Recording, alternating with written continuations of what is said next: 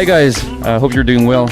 I'm with Jonathan Cooper today. How are you, man? Very good, very good. A little bit. Okay. Are you enjoying GDC so far? Yeah, it's great. Thanks.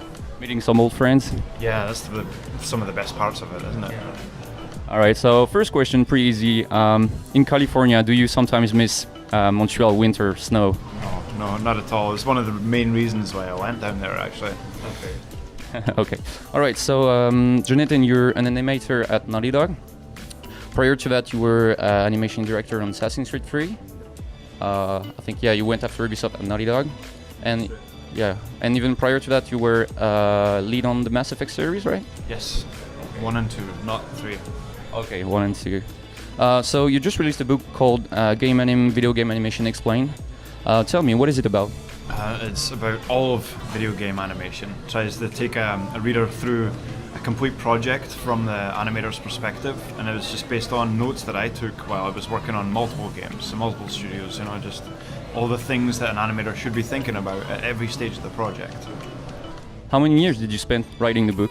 God, it was 2.5 years, because I had a child midway through, so that added on an extra half year. But yeah, 2.5 years, and I'd started taking notes before that. I just had to wait for my green card to come through so that I could do extra work outside of Naughty Dog. So yeah, 2.5 years. Okay, cool. I'm curious, why did you choose to release a physical book? You can buy it digitally, of course, but it's mainly a physical book instead of, for example, videos on the internet. It's a good question, because that would have been much easier. But I think that's what a lot of people do, and they focus on different things, like they do tutorials, and this is not a tutorial book. This is a book about high-level things that people should be thinking about, things that I've found are very important, and it doesn't matter which studio you're in, it doesn't matter the size of the team, what kind of games you're on. It's just tutorials would go out of date very fast, so there are already other books that teach you how to animate and give you a good start on that, and so there was no point in writing the same thing. This expects a degree of animation competency, but you might not know anything about making video games, so it's all the stuff on top of that you want.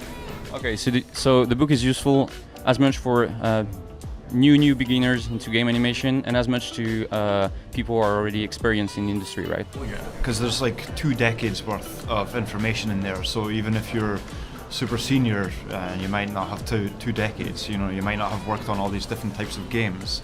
So there's stuff for those people, but it was initially aimed at undergrad level, so I kept it so that you could just start with this as well. But it's going to be good for anybody that's say you're a senior, an experienced animator in film, and you don't know anything about games. This should complement all that experience. Okay, great. So the book is called Anim, Video Game Animation Explained, right? So there's game anim in it. You run a website called GameAnim.com, which is like Alibaba's cavern for game animation knowledge. I'm wondering, what's your intent with this, your goal with this website, and why did you, in the first place, create it? It used to be a place where I just write stuff,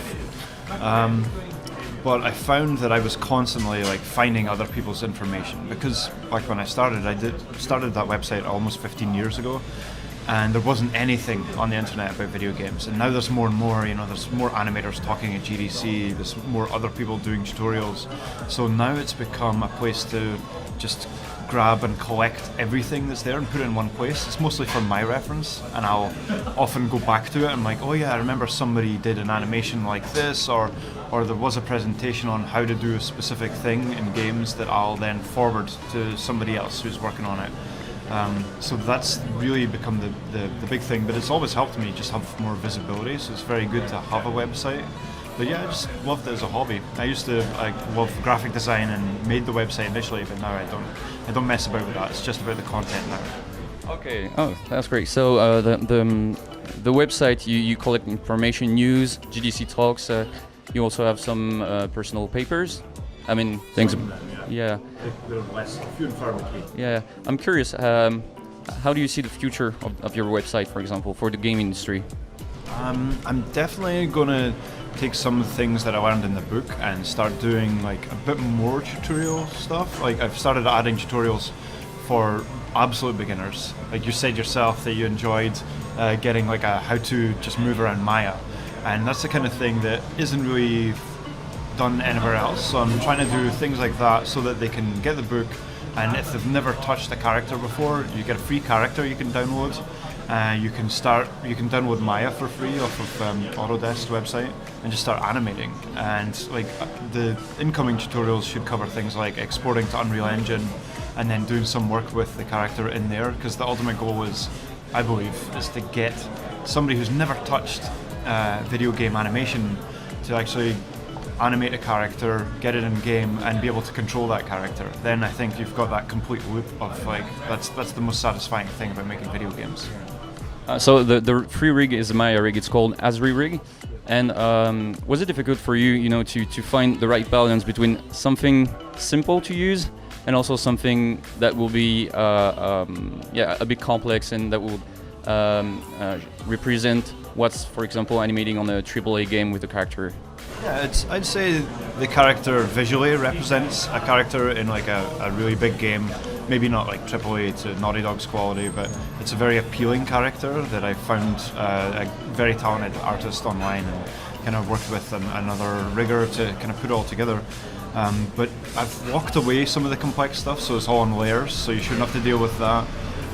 It only goes so far as space switching. There's a lot of space switching, so you can move her sword from hand to hand, put it on her back. You can also space switch the IK on the legs and arms.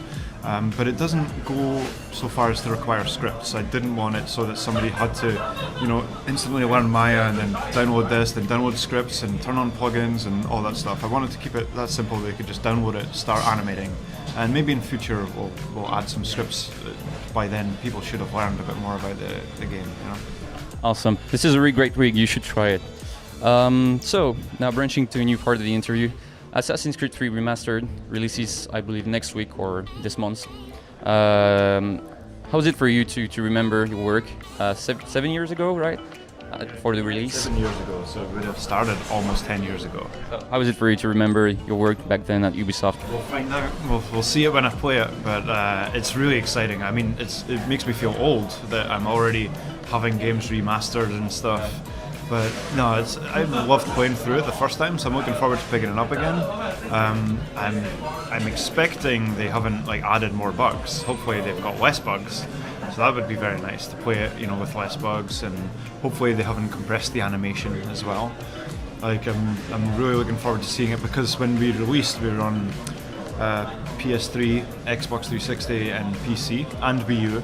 And the PC came out with minimal animation compression, and it just looked so much nicer. It had extra visuals as well, so I'm hoping that this has got all that, and it has the animation in the original form that we hoped it would be played in. That's awesome. That's awesome to get a remaster. I mean, it's not that much of an old game. It's a great.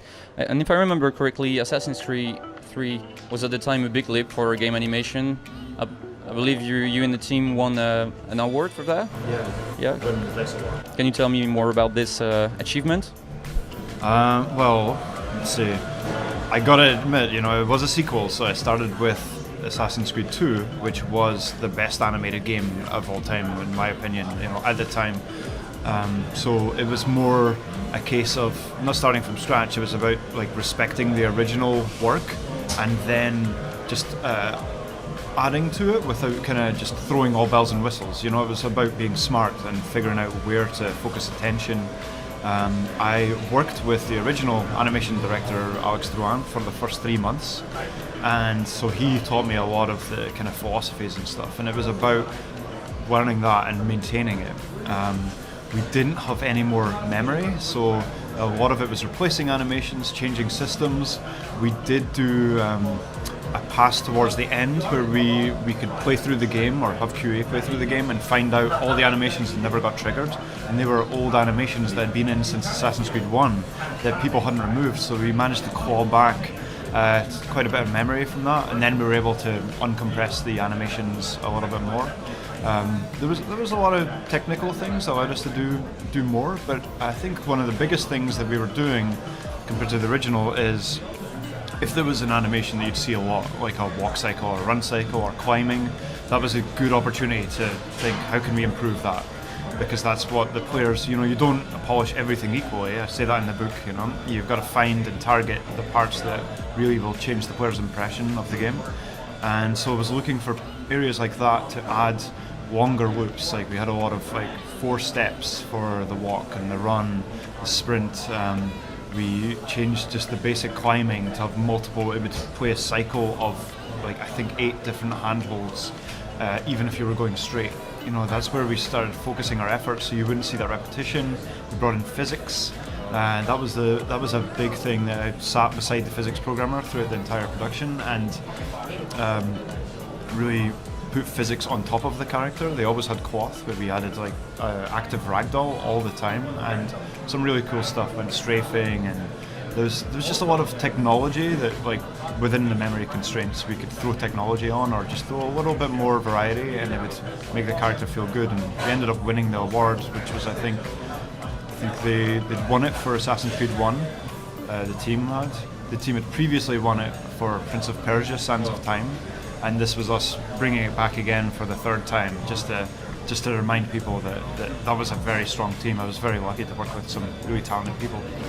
Awesome. How was it to illustrate the main character? His name was Connor. He was half native and half American, I believe. How was it to? Oh yeah, really sure. So how was how was it to represent this in gameplay animation? This duality of the character. Oh, that's a tough one. That's one of these things that, as an animation director, you have to come up with a fancy story for. I remember one of the things that I wanted to get was that he always looked like he was struggling, because that's the thing about the story of Native Americans in America, is the end result already before you start playing, so it's not a good ending. It's not a good story.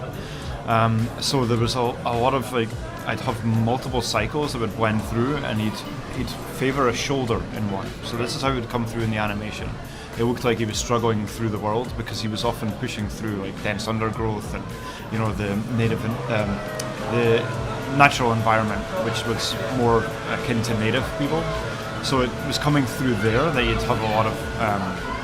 It just looked like he was struggling through water, through the trees. He wasn't just sailing through the sky like maybe the original assassin would. Awesome. I've noticed on your social medias you're often speaking about raising the bar for game animation. Is this why you're a Naughty Dog right now, raising the bar for game animation? Yeah, it's definitely one of the things that drew me to there. After playing The Last of Us 1, I was just amazed by how they were focusing on character performance rather than, bigger explosions and characters with super armor and big weapons and things like that. It was more about relationships between characters. So that's, I think that's the next challenge, because we can do pretty animations, but it doesn't matter if it's for nothing. If the story is dumb and people don't really care, or they're not invested in the characters. And I find just doing yet again big power struggles, power fantasies, pretty trite in terms of a story for a game.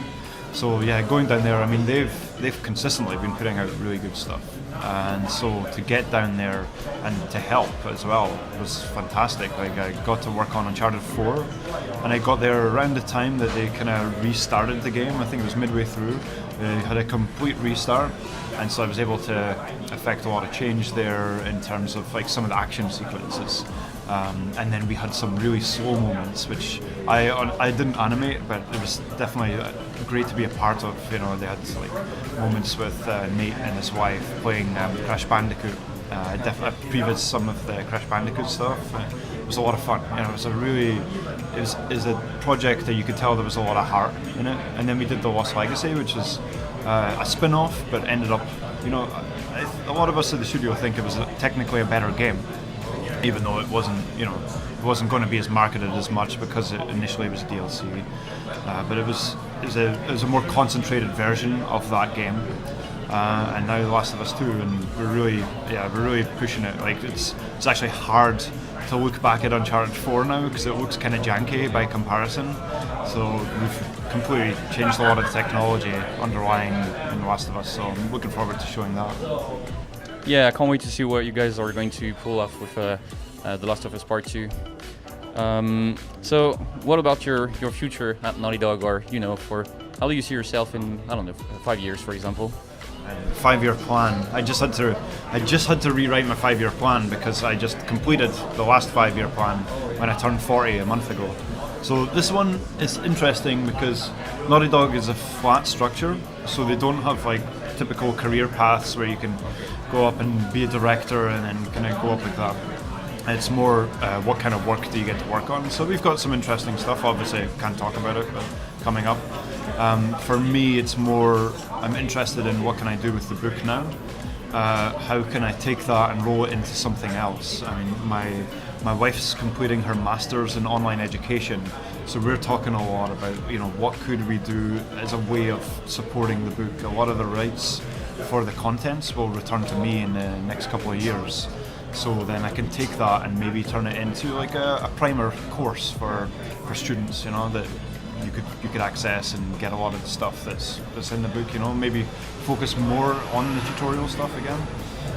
So that's kind of what I'm learning just now with the website, as I add more content like that. But for me, it's going to be about supporting it. I've got the website and the book complementing each other. Maybe there can be more talks that are not specific to Naughty Dog, that I can go out and just do general video game animation talks. Okay, nice. Well, finally, can you share with us an animation tip, and personal animation tip we can use in our daily work as animators? One animation tip. I would say that one of the biggest mistakes that a lot of people are focusing on at video game studios and things is we think it's a technology problem to make better game animation. We think we need to have better rigs, and we need to have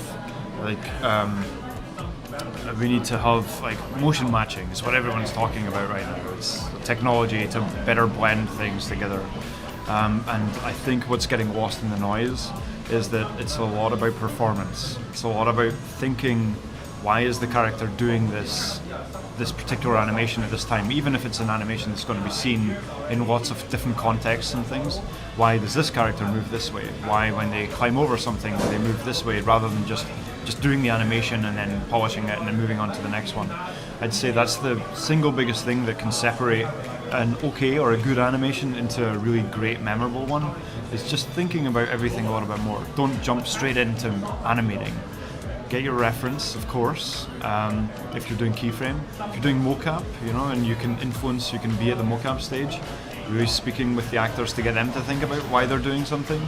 That's one of the biggest things that I think could spread out a bit more throughout the industry, because there's too much talk on just upcoming technologies and the latest Maya can do this and stuff. That doesn't make good animation. What makes good animation is people, good animators, thinking about why they're doing things. Awesome, cool. Well, I think that's it. Thank you, Jonathan, so much for the interview. Cheers. It was nice meeting you, and sure. And enjoy the rest of GDC. Yeah, will do. Thank you very much. Thank you, man. Bye.